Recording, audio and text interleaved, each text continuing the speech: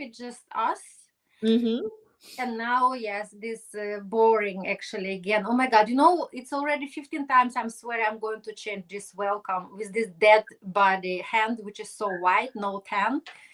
And I'm joking, but actually people can hear us. Yes. And when I'm actually mentioning, people already start laughing. Then we have the best vibes. But I feel like really, even when I was reading your profile, like, oh my God, I can really read my story Oh, in wow. stories. So that's why it's so important and big honor, privilege, and happiness for me that you could find time. What is the most precious commodity, most important, what we can give to each other, fully focus, presence, and time. So Mhm. thank you for us uh, kidnapping you today, because you're so popular now. You're so busy. I could also say your stories today. You already had done a lot, and it's just lunchtime in your time. So welcome to the show, Linda. Welcome. You're so beautiful. Welcome, please, to the show. Diversity is the game changer. Thank you so much for having me. And that means a lot because it took me a really long time to open up and really share my story. So the fact that you resonate with me means a lot to me. Oh, so beautiful. And episode title, I do love making my research and my make homework. Maybe it's like it leaves a little bit in bone marrow because I made in Soviet, and it was very strict with homework when I went to school hundreds of years ago. But actually I do love really to dive into stories and then invite people in my show, because first of all, I do believe every single story is so unique and every single voice is so powerful. But yeah, let's be honest, I do love especially inspirational story by ladies as you are, like really really how they can, like you said, it took so much time for you first of all to show up, to be open, to be radically honest, as I did last year when I started my podcast. And every single time, maybe who actually watching my shows, they kind of, she should again repeat it. But I don't know, maybe it's first time somebody watched that I started my show. It should have been called maybe pijkas, because I was my pyjama, and it was mental institution. I was there for 4 weeks for Mm. my OCD severe episode treatment.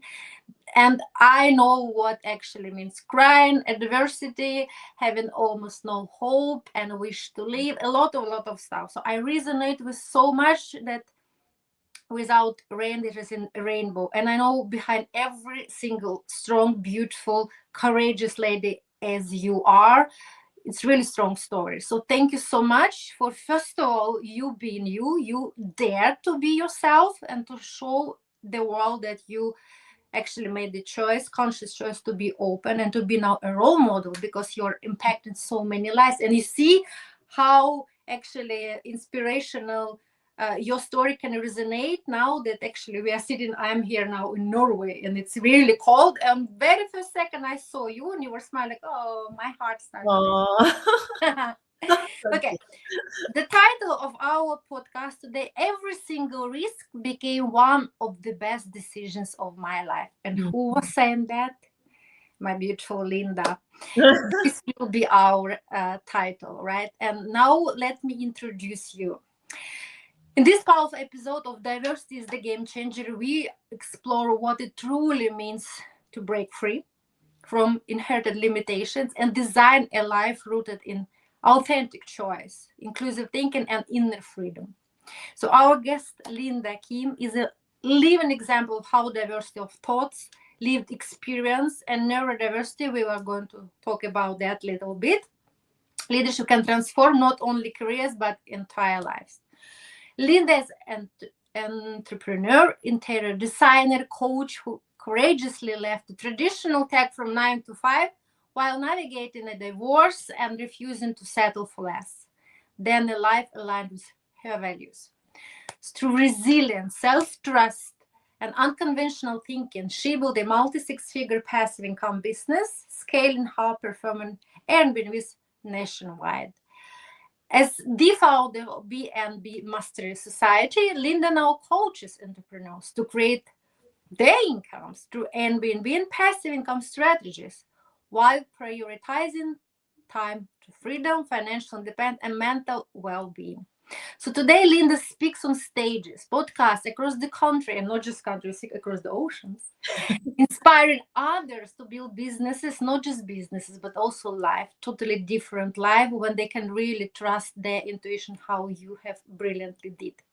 So this episode dives deeper to how we will be talking about childhood, diversity of thinking, and trust in your intuition, and actually one day that you can take risk and it can be the biggest decision of your life, really can change everything. So thank you so much for being with us today, and I'm dying to share your beautiful story, really diversified stories, ups and downs, to our audience.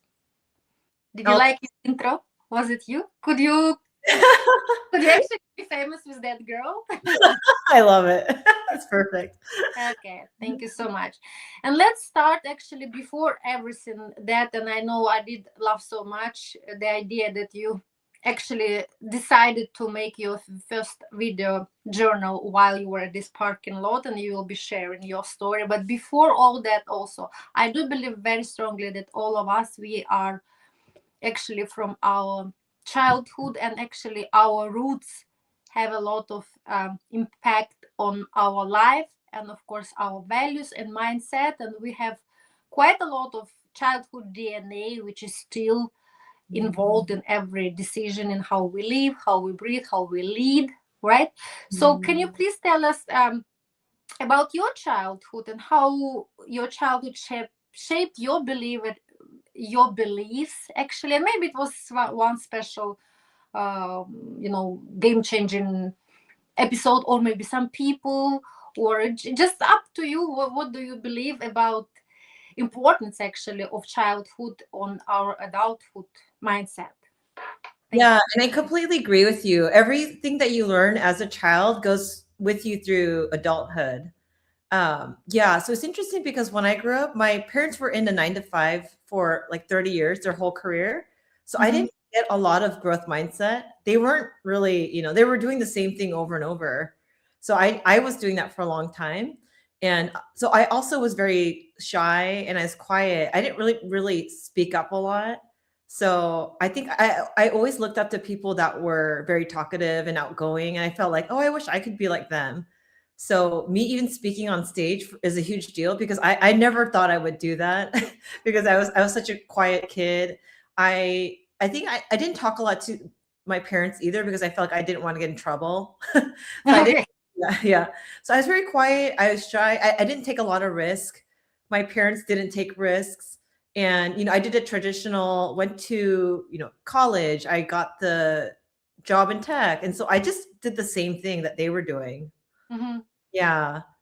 Yeah. So, yeah.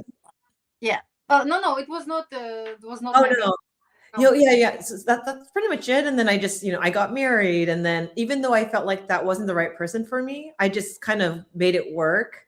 And then I don't know what it was. I just got to a point, I think it was when my best friend passed away several years ago, that I felt like I don't feel like I would be happy if this was the end of my life.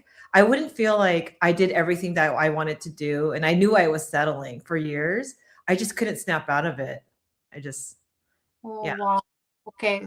First of all, thank you so much for. I think it's already like straight to the point, a very profound story that even this episode, which has happened with your friend, can really actually become one also changeable and a very special moment, like game-changing moment for you. And I'm so happy that you actually came to the point that yes, everything kind of was okay for settling down, and so many people, they really do believe it's actually this not finish line but the line which I don't know, we kind of watching parents and understand that it's like secure plan stepwise why you should be doing, maybe not asking a question ourselves a lot of times, actually, is it for me? And maybe even not asking ourselves, all of those choices really make me happy? Are those my choices actually, right? We kind of understand that society work like that, the part of society, because all different society have subcultures, right? So we kind of copy them, and we unfortunately, many people, they are not adapt, but they adopt, and way too late in the life that's, oh my god, it's very important to adapt because everything changes so fast, but adopt fully, it can be really wrong, right? So uh so when, first of all, it's so cool because you said that many years I've been facilitating, you look so young, and I said, what she is talking about? What does she mean all those years she started like kindergarten at school? It's what that she means, like all these years, like, even when you say I was married, I'm like, no. Like, it's complex, not like you should be, you're so beautiful. And when I saw you first time, I said, oh, she's so young, beautiful, and then all you have accomplished, I said, wow, she's really multitasking. She packed like 48 and 24. So okay, but now to your very special story. First of all, what was the point that you actually dared to be different, dared to be open, radically honest? uh, and I'm sure it was actually a scared decision, right? And w- can you tell us this story, which you actually, now I'm so happy that you are sharing, and you be the perfect role model for so many girls out there, which can also find themselves in your position. Thank you. Thank you so much. Yeah. So the reason I tell the story of I kept doing the same thing my whole life is because I wasn't someone that took risks, and I think a lot of people can relate with that because they're scared of, well, I don't know what's going to happen, so I'm just going to stay comfortable. I'm just going to stay in this marriage because what if I don't meet anyone again, or I'm going to suffer, or I have kids, so or I'm not going to leave my 9 to 5 job because this is all I know. Mhm. So that's why I felt for so long that but I always had this feeling inside that I wasn't fulfilled. I didn't feel like, if I passed away that I would feel like, oh, I loved my life. I didn't feel Mhm. like that. So I think it was really when she passed away. And then it wasn't like a one day thing. It was more, I think over time, I just had it in the back of my head. Like Mhm. it planted a seed, I think, Mhm. of, okay, I'm still in this marriage. I'm not that happy. It wasn't a healthy marriage. And then I thought, do I want my kids to think like this is healthy? And it's going to be a generational pattern, right? If they see me living like this, they're going to do the same thing, their kids and their kids. And I thought, I don't want to be responsible for that. And so I think really what it was, one, I started getting therapy. I got a lot of clarity through therapy. And then I made a decision to tell my ex-husband that I wanted a divorce. And so that's how that was the first risk. And that was really scary. But I took a lot of time to educate myself on videos, and I was reading books, trying to get clarity. But I think the whole time I was just trying to get different things to convince me to leave, like convince me of something I already knew. I was Mhm. just scared, but I knew I should do it. I just was too scared to do it. So I think I kept watching videos to like, convince me, yeah, see, you should leave. You should leave. So now I'm better about following my intuition. And then after I left the marriage, it was hard. The divorce process was pretty contentious. He wasn't very fair, but I Mhm. kept trying to focus on myself and rebuild my life. And then I started thinking, oh, I want to build more wealth. And he wasn't growth minded. So I just didn't do that with him. But I think I had a new sense of freedom. And I started looking up ways to make more money online. And I saw Airbnb arbitrage, and I just keep seeing more ads. And so I thought, okay, maybe I should hire this mentor. But I never hired a mentor. I Mhm. never went to networking. I didn't do any of that stuff. So I don't know where that came from. And I just thought, okay, I'm just going to apply for his program. He's probably not going to pick me because I think he takes 10 students a month. And I just thought, oh, he seems so, like multimillionaire. So, I didn't ever imagine myself to be there. So I just, I couldn't relate with that. But in my heart, I was like, well, I want to be there, but let me just, apply. And then he ended up choosing me. And I thought, oh my God, he chose me. And it was $35,000, US. And I thought, I never spent that kind of money. But Wow. Mhm. yeah. And then I tell the story that I even had people around me telling me that I was crazy. And, we were all in our comfort zone. We didn't take risks. And so they're like, what are you doing? don't do that. You need to be, you need to be conservative with your money. But then I already made the decision. I already paid him, so I couldn't back out. And then I just went all in. So that really changed my life, was that mentor. Yeah. So that's where everything started. Wow. What a really, really genuinely inspirational story. First of all, it's a killer for mentorship. I'm sure like everybody can really understand how important it is. But I think not bad, of course. First of all, it's everything up to you and to ourselves, that you can have all amount of money in the world and you can have and hire 10 mentors, but if you don't work profound job 24/7 yourself, you know brilliantly yourself, it's a discipline, discipline. It's a work. It's self-investment, self-trust, consistency, because motivation, right, and inspiration, even after you have paid, it's floating stuff. These ladies, they are coming and go. But consistency, perseverance, and hard job, it's up to you. So I mean, really, first of all, I celebrate you, champion, so much. Your bravest ever decision, that you dare to be so diverse, to change, really not just thinking about the whole your life. And I know, of course, I can just imagine, relate how painful doubts can be. I know I've been so many times at that places, because then you also feel kind of you're totally alone on this island. Nobody supports you because everybody believes you are so crazy, right? So I can relate, I can imagine.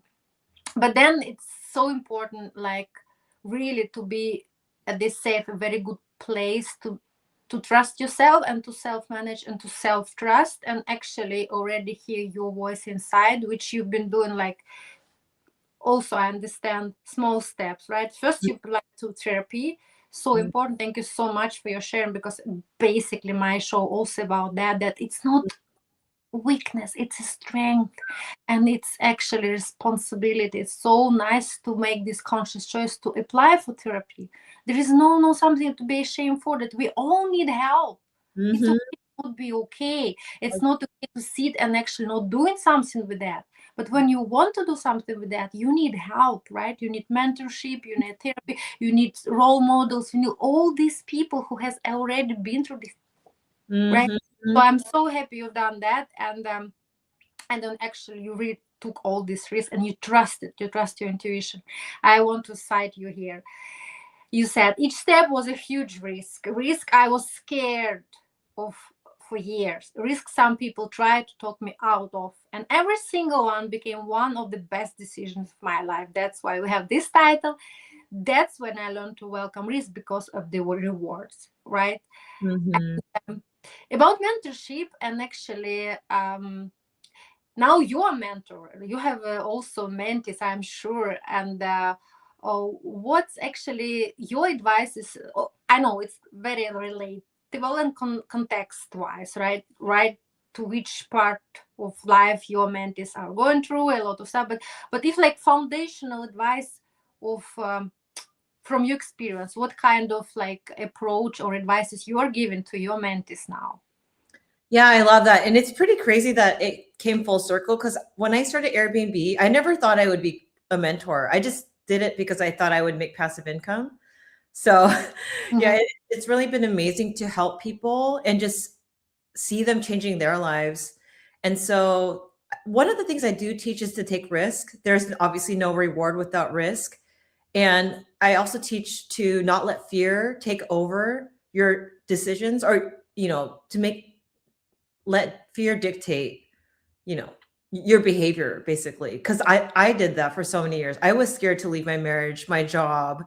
I lived in the same state for so many years, and I finally 5 years ago, I was scared of a lot of things, and every time I did it, it changed my life, and I loved it after I did it. So I try to instill that in my students. And for example, I had this she was a stay-at-home mom, and she hadn't worked in a long time, but she hired me to learn Airbnb.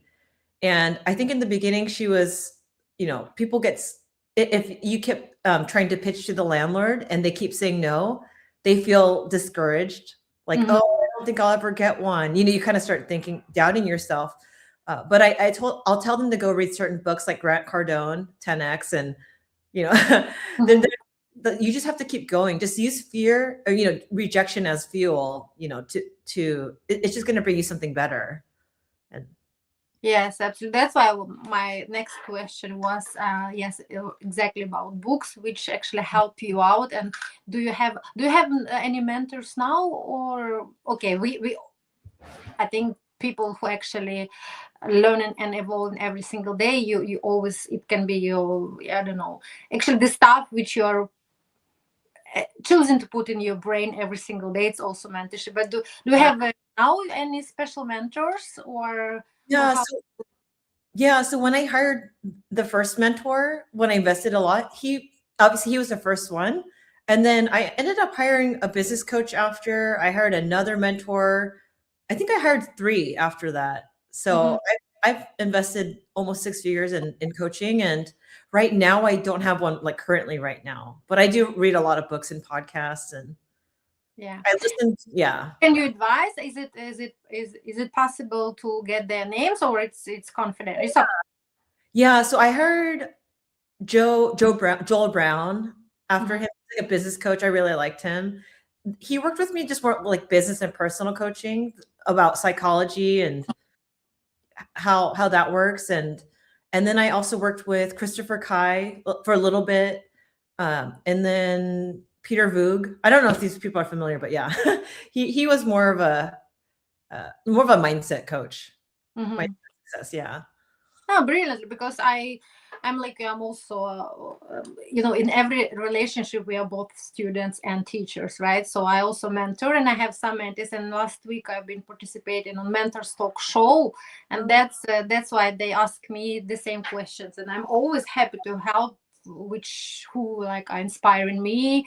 And and every single podcast I do consider my guests as also mentors, because I'm teaching so much even now sitting from you, and I'm really like embracing, and I do like these hidden gems and like feedback, and it means and reflection a lot to me.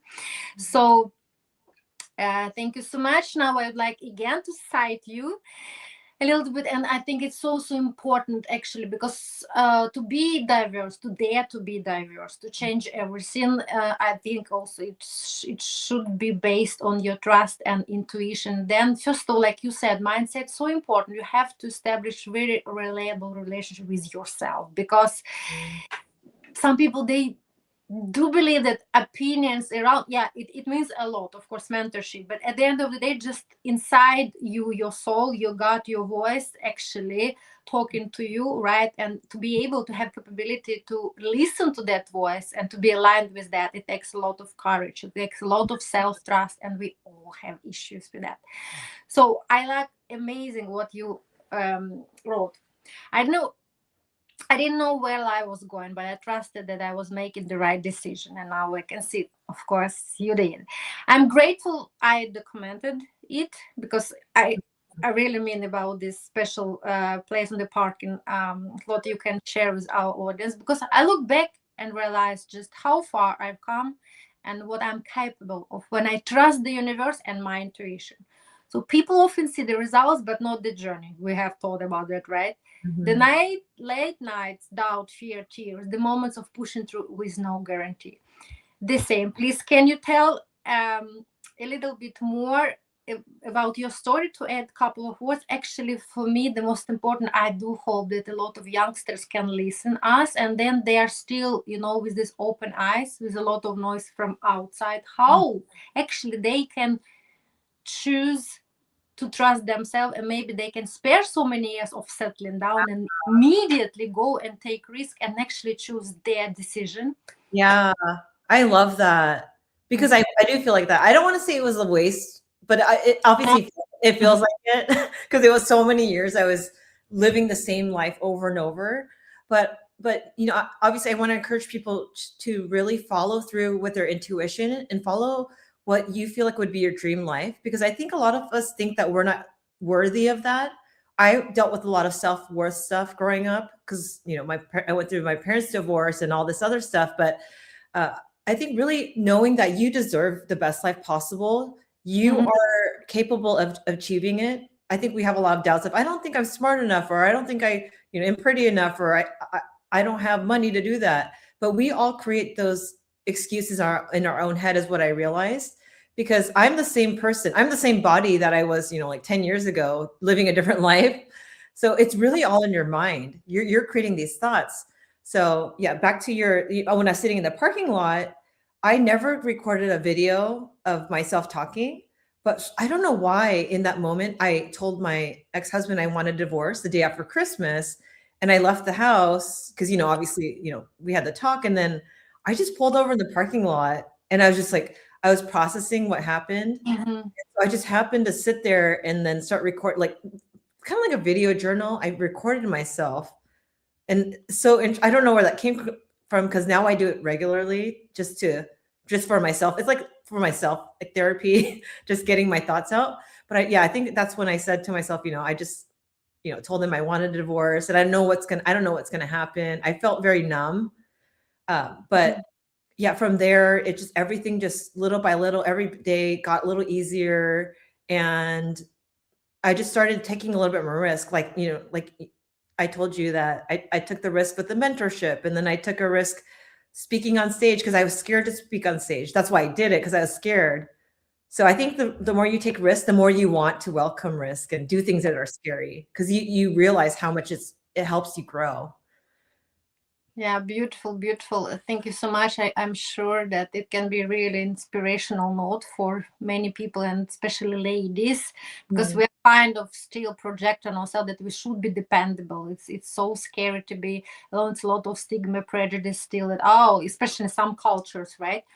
So yeah, and I love that how you commented this the same body like 10 years ago. And when I do my keynote, it different types of, but one of them, it actually with 2 slides, and 1 slide in my pajama, like in mental institution in September.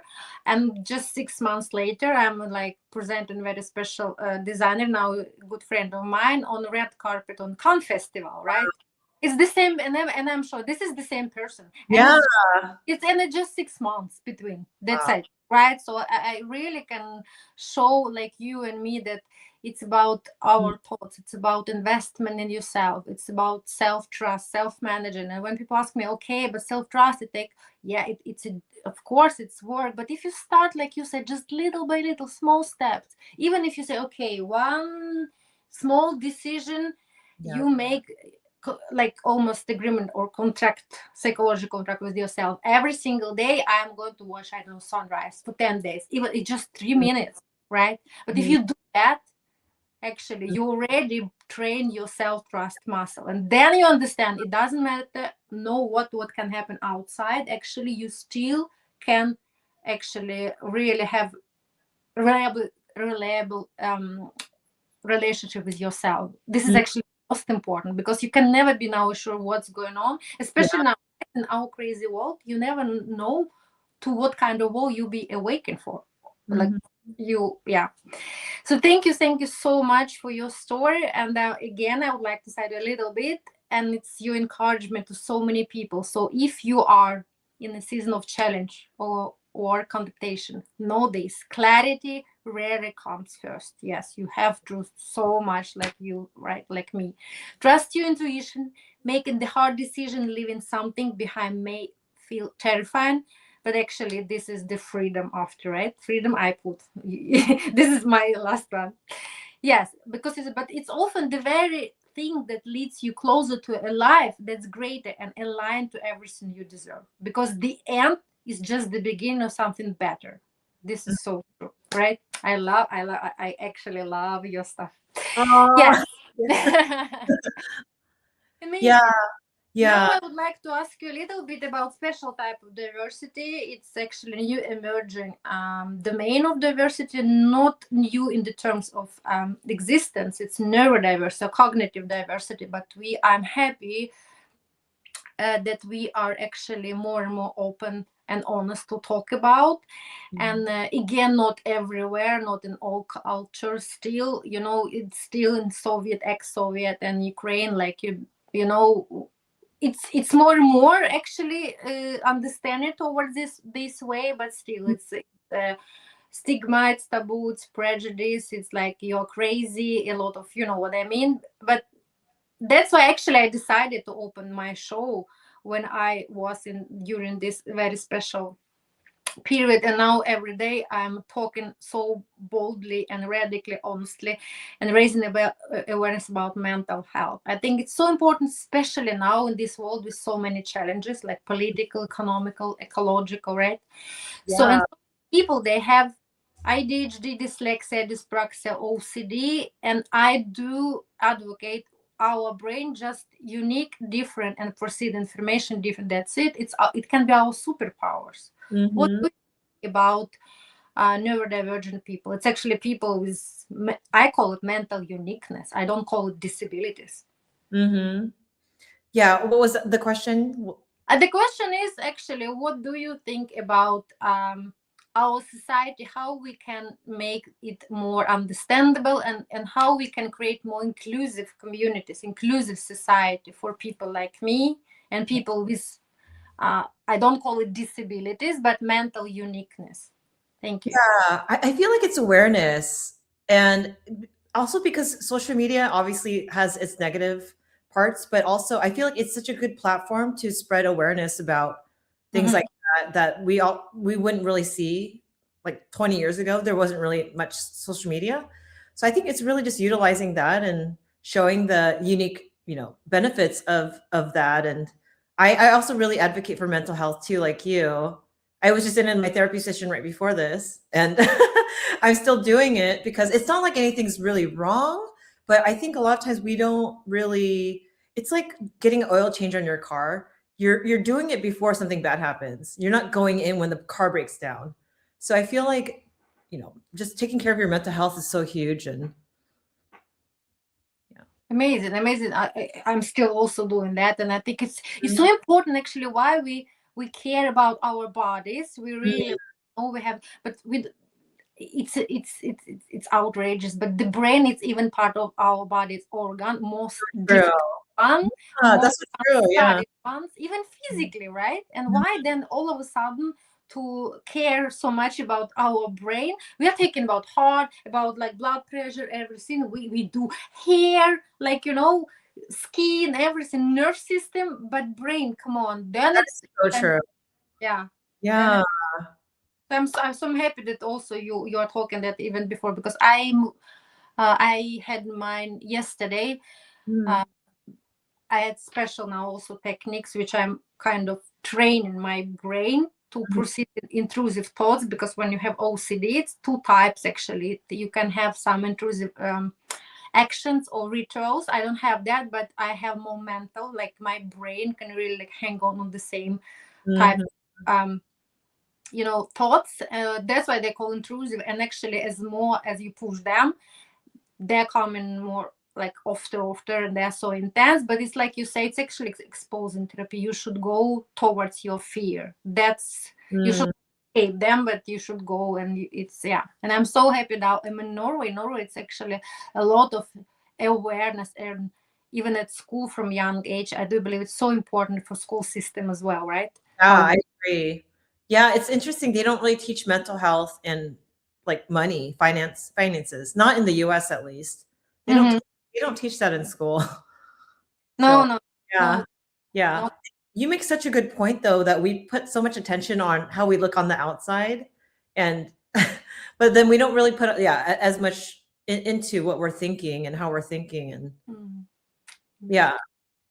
And yeah, before we wrap it up, can you tell us about more like just exciting projects which are upcoming to your life, or yeah, maybe your dreams, your inspiration, your goals? It can be private, it can be your girly stuff, it can be like if we are just sitting, taking, drinking tea, and you want to like verbalize a little bit. So yeah. Yeah, so I remember back to when I was living my 9 to 5, my very boring, not boring, but the life I felt like I was settling. I always felt like I was meant for something more. I just didn't think or know how to get there. Hmm. That was also before I left my marriage and everything. So now I'm at a place where I feel like the sky's the limit. So what, now that I'm speaking on stage and everything, started happening last year. I didn't think that was, I didn't know this was going to be my life this year. Like you said, you were on stage 6 months later, in a totally different life. So that's how I feel now. But I have a team, and we're going to be speaking across the country in different states and growing that business, growing my coaching business, my design business. And my goal is to eventually also open like a boutique hotel. So that's kind of what I see in my future too. So. Oh, amazing. Then we can also do something really powerful. United, we are stronger as well, because now one of a friend of mine, actually we met also through the podcast, amazing person. We are preparing our first collaborative retreat for executives, which is coming actually returning to yourself, like coming home, but like feeling wise and everything. We'll be in Thailand, a very special place. Oh. So if you will be interested in welcome, we can talk about that. But actually, I also think that I am asking more and more to settle retreat for executives, like kind of with a little bit luxury standard or a little bit different standards. So that's why I think we can also collaborate, because you have so much knowledge about, of course, luxury places. We can do that. And now also I'm participating in new concept where we are building very cool luxury, both hotels, villas, and actually sport arena on the water. Oh, that's amazing. So maybe it will be interesting for you, because it's a new one, Seaborn Group, and now they're quite heavy, and it's really a very special game-changing floating real estate. So which actually very popular now in many places, because people who really would like to have access to the downtown, and there is no place anymore in the cities, like but they still want to be in the short place of everything, and then they don't want to be driving and parking. So actually, there are more and more acquire very luxury properties on the water in the downtown. It's like in Australia, and soon will be Olympic Games, and they also in Australia they try to find how actually they can really settle all these people who are common, and also huge hotel facility and Airbnb luxury will be on the water down in the downtown. So if you are interested also in that kind of real estate Airbnb, so we can also talk about that. It will be, why not? Yeah, that would be amazing. Okay. Yes, before we wrapping up, actually, it's a very funny story. We started from childhood, and I always like to wrap up with a little bit positiveness, because sometimes we really discuss deep stories, and not sometimes, always actually, and there are ups and downs.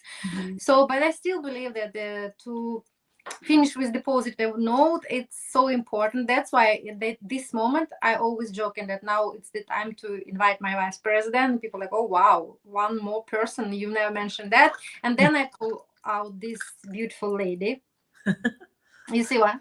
This is very powerful, and she's my vice president. Beautiful, pink, lovely, always young, never talk and never discuss, never argue with me. Plus with this stuff. Yes, and you know what it is, right? Can you magic lamp? Absolutely, it's magic lamp. Yeah, Aladdin, she has to serve just Aladdin. It was 3 wishes, right? And my would like to help as many guests as possible. So unfortunately, we cannot grant 3 wishes, but 1 wish absolutely eligible. So my last question for today, yes, it would be, if you, Linda Kim, our beautiful queen. Yes. So the wish which exactly comes to you right now, with this energy, with this mindset, with this frequency you're feeling now, what it can be everything. Like I said, salad with tuna or pineapple to Peace for the World. It just exactly what hits you right now. Oh, is a wish? Yes, you should make a wish. Oh, okay. Say it out loud. Okay. Yeah, I know, it's a tricky one. Yes, yeah, usually say, but it's not allowed. Okay, yes. Yeah, one wish would be that everyone follows their intuition and follows their dream. And it sounds cheesy, but it's so true, because everyone is capable. They're just in their own way. So I just wish that everyone will be inspired by themselves to take that risk and change their life. Amazing. And I'm joined totally risk, intuition, and trust. Yes, it's really game changing. Then you can be diverse. You can dare to be yourself. You be unique and take your position, because everybody on the planet has their own purpose and calling, right? We have really just to find the right time to listen our voices and to trust that this is so important. So thank you so much again for being with us. It was really a pleasure. I wish all the best with all your upcoming projects. I hope we can also make some collaborative magic together. United we are strong, I do believe. And yes, so thank you, my beautiful audience, for watching this episode, and which is actually reminded that the true success is not conformity. It's aligned with your trust and with your intuition. Just please tune for an honest, inspiring conversation with Linda Kim, where diversity becomes strategy, freedom becomes intentional, inclusion becomes a way of life. Thank you so, so much. Stay tuned. And until next time. Bye-bye, Linda. Thank you again. Thank you. Bye.